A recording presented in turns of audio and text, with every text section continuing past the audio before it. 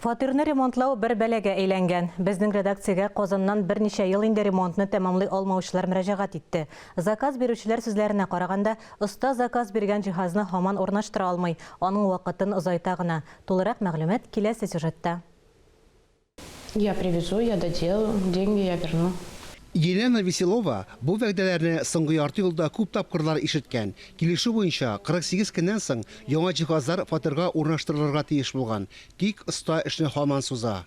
80% задатка, это 167 тысяч я ему. Сумманың 80%-ын, ягъни 167 мең сумын мин аңа бирдем. Тик фурнитура сатып алу җиһазларны беркетү өчен тагын акча кирәклеген әйтте.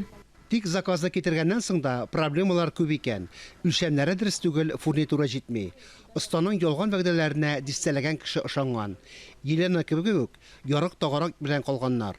Аның хезмәтеннән баш тарттым, акчаны кире кайтаруларын сорадым. Хәзер 1 елда 3 ай мин аннан акча ала алмыйм. Гыйнвар ахырында җиһазлар алып килергә тиеш иде. Ә март аенда ул шкафка нинди ишекләр куярга кирәклеген сорады. Нәтиҗәдә берни дә китерә алмады.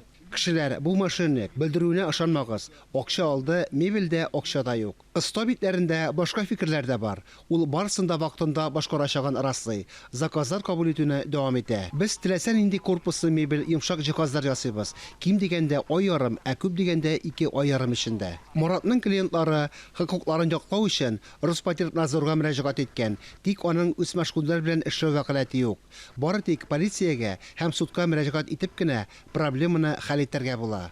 Если мы говорим о гражданско-правовых отношениях, то есть невыполнении.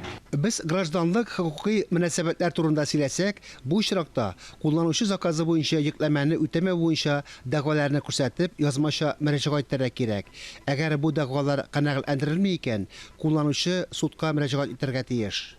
Акчаны кире кайтару мөмкинлеге бар. Бу чыгымнарны кайтару таләбе белән судка күмәк гариза язу. Шундый хәлдә калмас өчен юристлар хезмәт күрсәтү турындагы килешүне игътибар белән өйрәнергә киңәш итә.